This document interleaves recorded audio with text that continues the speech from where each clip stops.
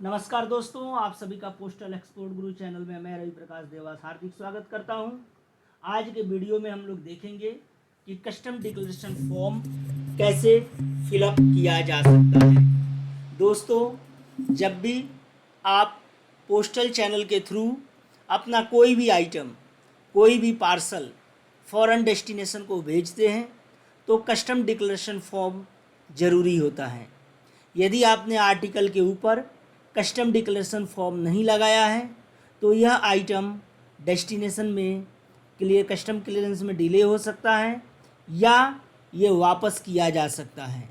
दोस्तों, custom declaration form हर एक item के ऊपर लगाना बहुत ही ज़रूरी है।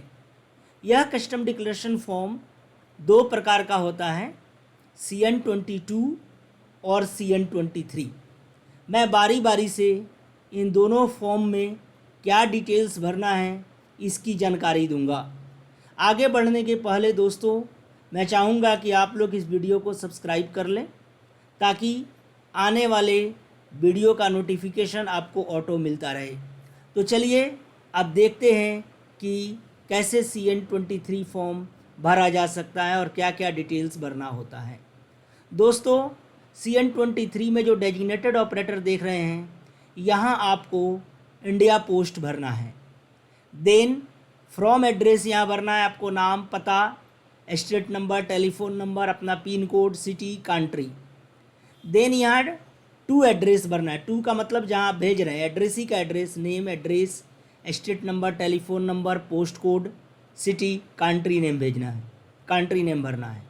और ये जो आप देख रहे हैं सेंडर्स कस्टम्स रेफरेंस, यहाँ पर आपको यदि यूरोपियन यूनियन के किसी देश में भेज रहे हैं तो यहाँ IOSS नंबर आपको भरने का कॉलम दिया गया है।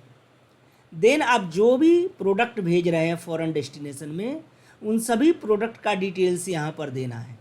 और ये जो डिटेल्ड डिस्क्रिप्शंस होना चाहिए, मतलब यदि आप कोई कॉटन टी शर्ट भेज रहे हैं तो आपको कॉटन टी शर्ट लिखना है, ना कि क्लॉथ। साड़ी है तो आपको सिल्क साड़ी क्या है वो लिखना है। देन इसकी क्वांटिटी लिखनी है। देन क्वांटिटी का मतलब 1 पीस है, 2 पीस है, 3 पीस है, क्या है ये लिखना है।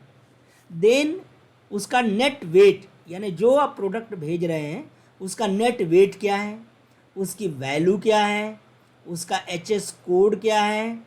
और देन यहाँ पर आएगा कंट्री ऑफ ओरिजिन, यानी वो कहाँ का बना हुआ है। दोस्तों, यदि एक ही पार्सल्स के अंदर आपके 2-3 टाइप के आइटम हैं तो हर एक चीज़ का डिटेल्स यहाँ आपको लिखना है।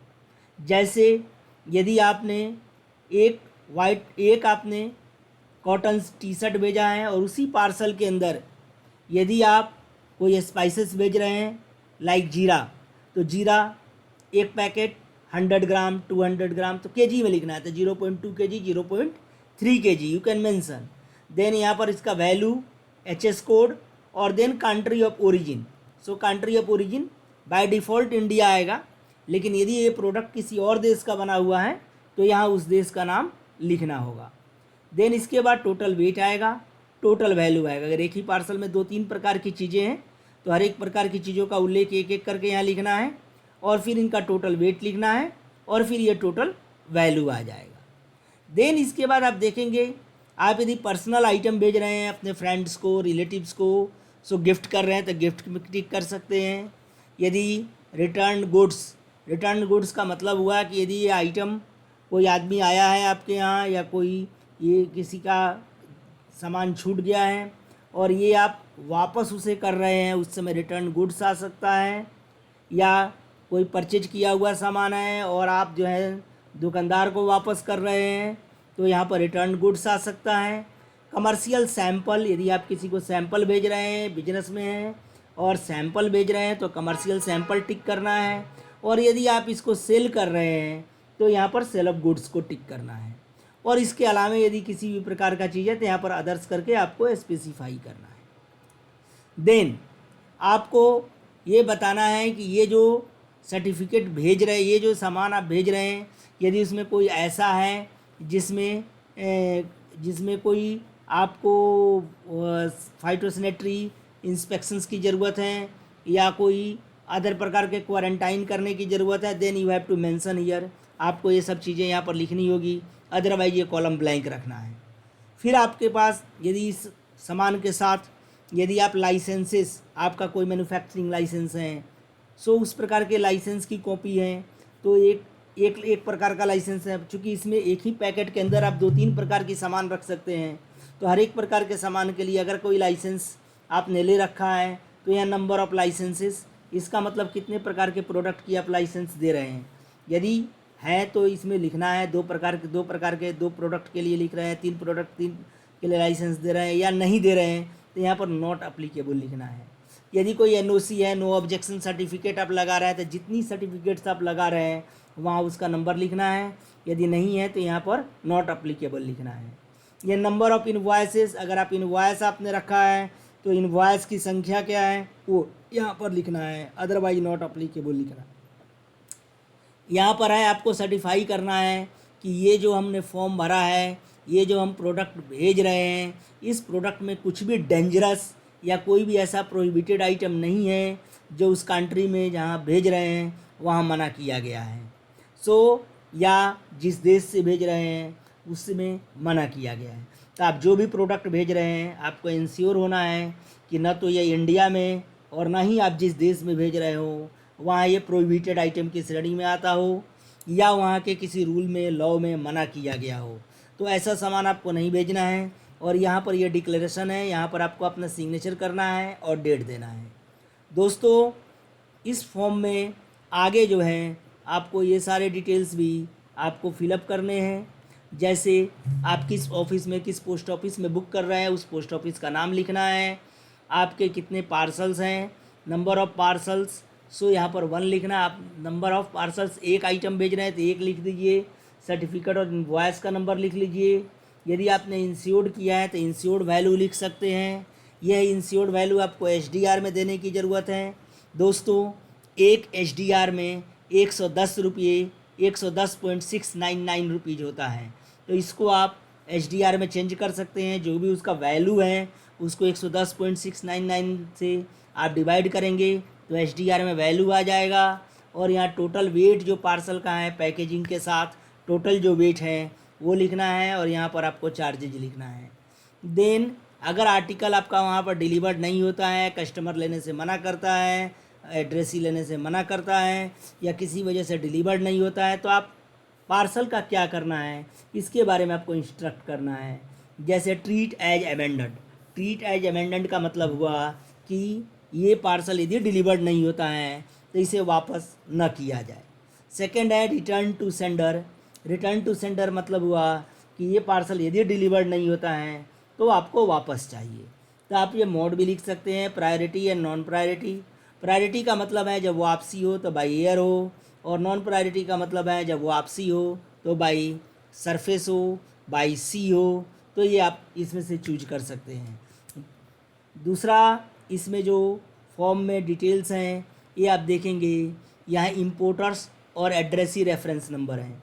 ये क्या है कि यदि आप इसे कमर्शियली कहीं सेल कर रहे हैं, सो इंपोर्टर के पास जो इंपोर्टर का लाइसेंस है, इंपोर्ट लाइसेंस, उसका डिटेल्स आपको यहाँ मेंशन करना है। टैक्स कोड, वैट नंबर या इंपोर्टर्स कोड यहाँ लिखना रहता है। और इंपोर्टर्स का जो इंपोर्टर या एड्रेसी है उनका ईमेल आईडी आप यहाँ मेंशन कर सकते हैं।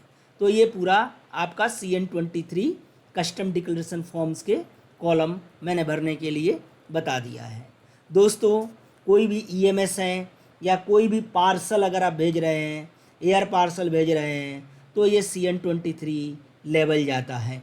लेकिन यदि आप लेटर पोस्ट में भेज रहे हैं, यदि आप इसको small packets, registered small packets से भेज रहे हैं, तो वहाँ CN22 भी आप लगा सकते हैं, तब जबकि आपके सामान की कीमत लगभग 30,000 रुपये से कम हो। तो वैसी परिस्थिति में आप CN22 भी यूज कर सकते हैं। नॉर्मली यदि 30,000 से ज़्यादा है तो आप वैसे में CN22 यूज करेंगे, CN23 यूज करेंगे। दोस्तों CN22 एक स्मॉलर फॉर्म है, CN23 का छोटा रूप है। इसमें आपको जैसे डेजिग्नेटेड ऑपरेटर हैं, यहाँ आप इंडिया पोस्ट लिखेंगे, यहाँ gift, document, sale of goods, ये सब आप लिख सकते हैं, जो भी आपका डॉक्यूमेंट का, गुड्स का कैटेगरी है। देन यहाँ पर आप क्वांटिटी लिखना है कि कितनी क्वांटिटी है, सामान का नाम, उसकी क्वांटिटी, उसका वेट, वैल्यू, और वैल्यू जो लिख रहे हैं आप किस करेंसी में लिख रहे हैं। नॉर्मली ये INR में लिखना चाहिए। अगर INR इंडियन रुपीज़ के अलावे हैं तो आप उस करेंसी का भी नाम लिख सकते हैं। HS टैरिफ कोड और कंट्री ऑफ ओरिजिन, यानी जो सामान आप भेज रहे हैं वो किस देश का बना हुआ है। यहाँ आप पार्सल का टोटल वेट लिखेंगे। टोटल वेट यानी जो पैकेजिंग कर आपका सामान पार्सल के अंदर पैकेट का टोटल वेट आ जाना चाहिए, और यहाँ उसके अंदर जितने भी सामान हैं उनका वैल्यू आ जाना चाहिए। और देन यहाँ पर आपका पूरा डिक्लेरेशन रहेगा कि आप जो सामान भेज रहे हैं वो या तो इंडिया में या फॉरेन कंट्री में प्रोहिबिटेड आइटम के लिस्ट में नहीं आता है। दोस्तों, ये कस्टम डिक्लेरेशन फॉर्म काफ़ी ज़रूरी होता है, और इस फॉर्म के बिना कोई भी प्रोडक्ट जो है फॉरेन डेस्टिनेशन को नहीं जा सकता है। यदि आप international tracked packet service use कर रहे हैं तो उसके लिए हार्मोनाइज लेवल प्रेस्क्राइब्ड किया गया है। आप इसके लिए हार्मोनाइज लेवल लगाकर ही कोई सामान दूसरे देशों में भेज सकते हैं। तो दोस्तों, ये काफ़ी ज़रूरी है कि जब आप कोई प्रोडक्ट चूज कर रहे हैं और इंडिया पोस्ट की सर्विसेज यूज कर रहे हैं तो EMS और पार्सल से भेजते समय हर हाल में CN23 लगाना है। और यदि आप रजिस्टर्ड स्मॉल पैकेट्स या आप रजिस्टर्ड लेटर भेज रहे हैं, डॉक्यूमेंट भेज रहे हैं, तो ऐसे में डॉक्यूमेंट्स के लिए CN22, और रजिस्टर्ड स्मॉल पैकेट्स भेज रहे हों और गुड्स भेज रहे हों और उसका वैल्यू यदि 30,000 से कम है तो CN22 यूज कर सकते हैं। अदरवाइज आपको 30,000 से ज़्यादा प्रोडक्ट की वैल्यू होने पर और रजिस्टर्ड स्मॉल पैकेट्स के थ्रू यदि आप भेज रहे हैं तो वैसे केस में आपको CN23 यूज करना चाहिए। दोस्तों, मुझे उम्मीद है कि आपको ये बात समझ में आ गई होगी कि CN22 और CN23 कैसे भरा जाएगा और कब CN22 का इस्तेमाल करना है अब, और कब CN23 का इस्तेमाल करना है। दोस्तों, आपसे अनुरोध करता हूँ कि इस वीडियो को ज़्यादा से ज़्यादा शेयर्स करें ताकि लोगों को ये आइडिया हो सके कि CN22 और CN23 form, custom declaration form भी जिसे कहा जाता है, वो किस तरीके से भरा जाएगा। ये फॉर्म यदि आप काफ़ी अच्छी तरह से भरते हैं और सारे डिटेल्स करेक्टली मेंशन करते हैं तो ऐसे में आपका पार्सल जल्दी क्लियर होगा और उसके जल्दी डिलीवर होने के चांसेस ज़्यादा हैं। दोस्तों, इस वीडियो को देखने के लिए बहुत बहुत धन्यवाद।